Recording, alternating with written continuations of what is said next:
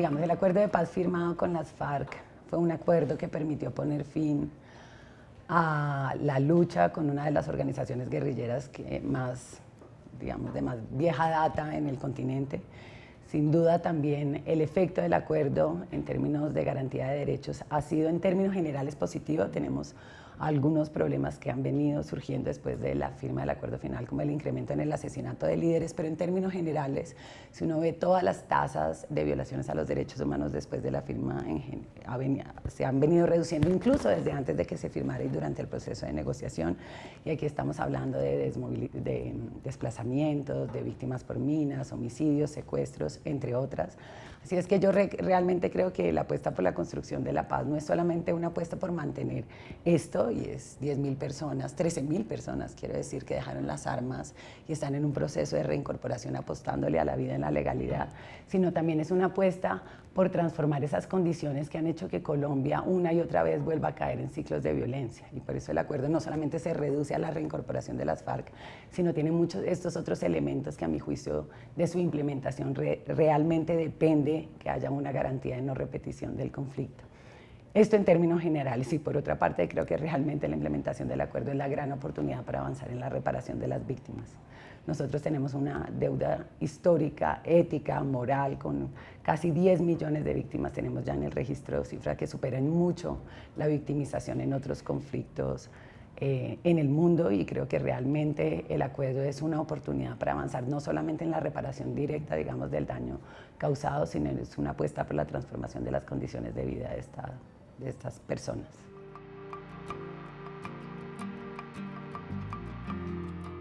El Plan Marco de Implementación es un instrumento que estaba contemplado en el mismo acuerdo como la herramienta para que entre el gobierno y las FARC se identificaran un poco con base en los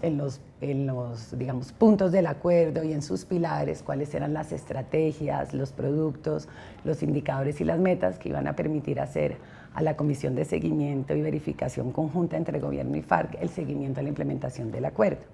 Y así fue, es un plan que está formulado, se tenía que formular a los 4 meses de firmado el acuerdo, sin embargo, por las dificultades en las negociaciones entre Gobierno y FARC, se tomaron 15 meses, lo cual ha hecho mucho más difícil el ejercicio de seguimiento, pero es un plan que ahora contempla 501 indicadores y tiene unos indicadores específicos para el tema del enfoque de género y el enfoque étnico, y que a nuestro juicio, a pesar de que tiene algunas deficiencias y que sin duda no comprende todas las acciones que se deben implementar para poder avanzar en la construcción de la paz, es una herramienta supremamente útil para el seguimiento a la implementación del acuerdo.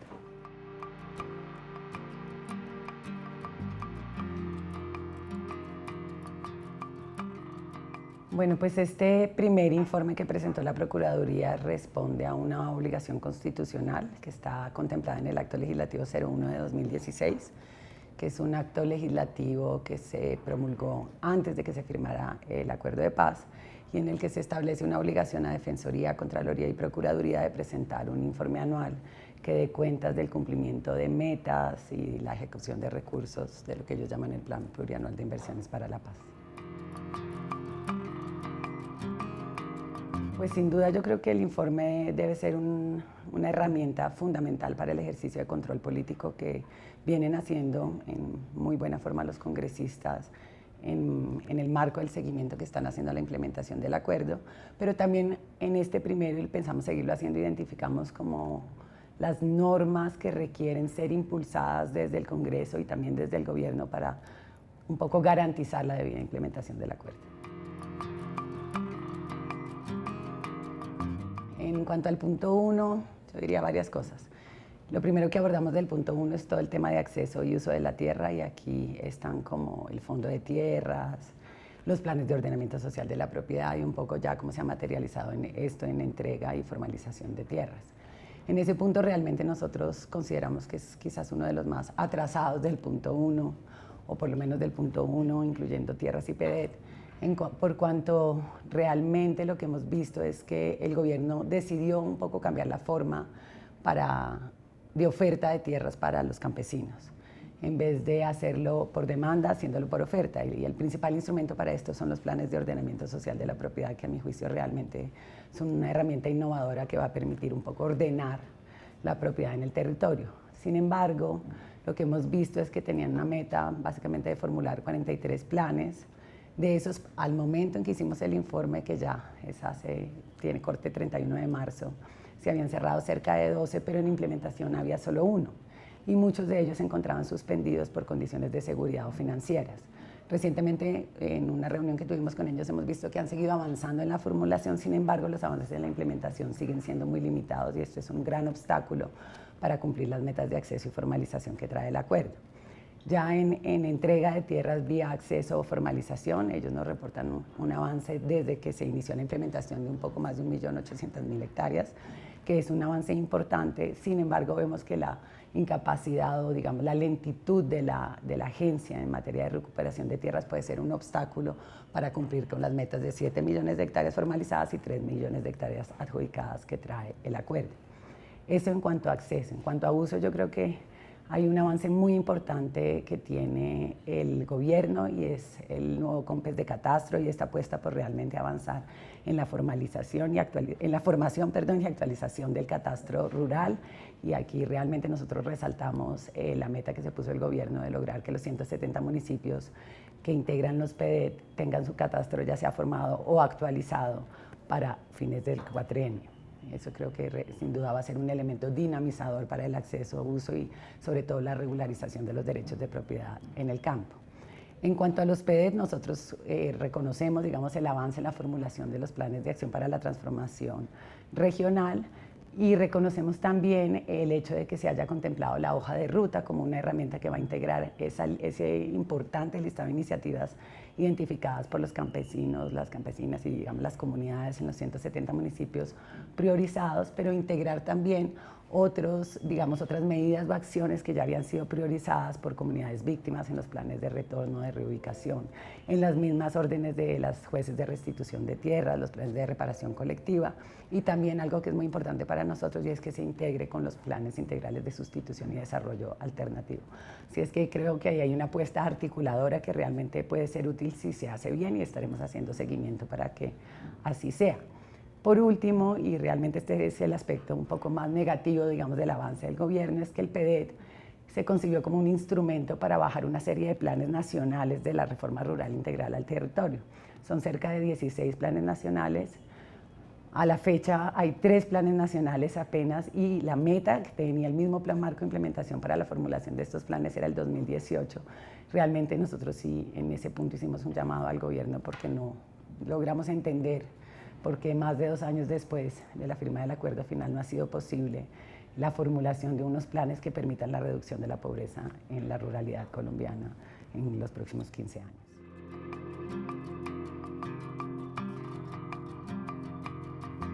Digamos, la lectura del Plan Nacional de Desarrollo, nosotros hicimos una lectura muy juiciosa del Plan Nacional de Desarrollo, que no fue fácil un poco porque realmente todas las medidas que apuntan a la implementación del acuerdo se encuentran distribuidas en los diferentes pactos. Ahora reconocemos que hay un pacto específico, que es el pacto de paz, legalidad, convivencia y víctimas, pero este pacto no recoge todas las acciones, digamos, que podrían considerarse relacionadas con la implementación del acuerdo. Sobre la reforma rural en términos generales, yo creo que hay un avance en el sentido de que se establece que los PEDET, digamos, o los municipios PEDET, van a ser un criterio de focalización de gran parte de la oferta. Nosotros en su momento hicimos un llamado de atención porque había algunas de las ofertas que considerábamos debían ser focalizadas ahí, que no quedó específicamente señalado en el acuerdo. Sin embargo, hemos visto que el gobierno le ha dado prioridad a la focalización de su oferta nacional en esos municipios. En materia de acceso y de adjudicación o formalización de tierras, nosotros lo que identificamos es que hay unas metas supremamente bajas que no van a permitir cumplir en los términos del acuerdo, que son básicamente 10 y 12 años, con las metas establecidas de formalizar 7 millones de hectáreas, de adjudicar 3 millones de hectáreas. Y además identificamos también que realmente hay varios indicadores que no tienen la misma unidad de medición, lo cual hace muy difícil poder hacer seguimiento a la implementación del acuerdo con los indicadores del Plan Nacional de Desarrollo. Por último, yo lo que diría es, nosotros le pedimos a Planeación que hiciera un ejercicio y que nos mostrara cómo los indicadores del Plan Nacional de Desarrollo apuntaban o se relacionaban con los indicadores del Plan Marco de Implementación. Ellos nos entregaron realmente un ejercicio que aún seguimos estudiando, pero básicamente en los planes nacionales de la reforma rural integral, en el Plan Marco de Implementación hay cerca de 180 indicadores. Y a juicio del gobierno, estos coinciden en 158 con indicadores del Plan Nacional de Desarrollo, así es que ahora la tarea nuestra es un poco ver más el detalle de esa coincidencia y poder hacer seguimiento a los indicadores del plan para ver que se garantice el cumplimiento del Plan Marco. La visión del acuerdo, y esto me parece un poco importante señalarlo, realmente el punto 1, o digamos la violencia y la persistencia en la violencia en los territorios obedece o tiene como una de sus causas, o más que causas, yo diría una de esas condiciones que han facilitado que la violencia persista en el territorio, justamente la pobreza rural, la falta de presencia de las instituciones en el territorio, un poco la debilidad institucional, y yo resumiría eso en la no vigencia del Estado Social de Derecho en ciertas zonas del territorio nacional. Entonces, un poco lo que está en la filosofía de la construcción del acuerdo es que realmente atacar esas condiciones de marginalidad, digamos, esas brechas que existen entre el campo y la ruralidad en Colombia va a permitir transformar esas condiciones que se habían vuelto un elemento facilitador del resurgimiento de la violencia en Colombia. Ahora, el punto 1, pues ahí tiene unas metas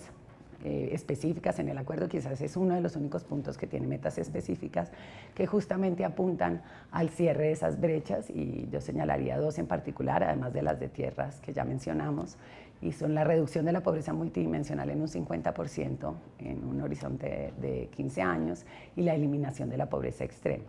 Todo esto con el fin de realmente crear unas condiciones tales que permitan a la gente que habita en la ruralidad colombiana acceder a bienes, servicios y en general a su garantía de derechos, como sucede en otras partes del país, digamos.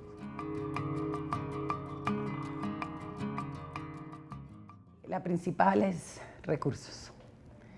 Lo que hemos visto con el seguimiento en particular a lo que viene haciendo la Agencia Nacional de Tierras y lo que le comentaba un poco de las dificultades en la implementación de los planes, es que realmente hay problemas serios de financiación y que es importante que los recursos se focalicen, pero también no solamente que se focalicen en la implementación del acuerdo, sino que se priorice dentro de la implementación cuáles son esas acciones dinamizadoras que van a permitir que los demás puntos se implementen. Y a juicio nuestro, sin duda, el ordenamiento del territorio, la zonificación ambiental y todo lo que implica el catastro y la implementación de los planes de ordenamiento social de la propiedad son una herramienta fundamental. Así es que yo lo primero que diría es recursos. Nosotros hacemos recomendaciones específicas a todas las entidades del Estado que aún no han aprobado sus planes nacionales, porque realmente esto se está volviendo un obstáculo para los PEDET,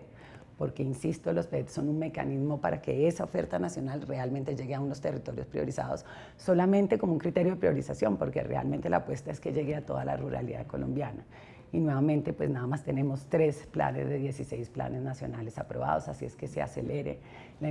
la formulación de esos planes. Y en cuanto a los PEDET, un poco también en el mismo sentido que se acelere, digamos, la puesta en marcha de la hoja de ruta, que ese elemento tan maravilloso que tuvo de participación los PEDET en la formulación de los PATR se mantenga en la construcción de la hoja de ruta y su implementación, es decir, que no se rompa ahora ese círculo que se creó tan virtuoso, en donde la gente se siente partícipe del desarrollo en el territorio. Así es que hacemos muchas más, digamos, recomendaciones específicas sobre los puntos, pero yo resumiría en términos generales que esas son las principales sobre el punto 1.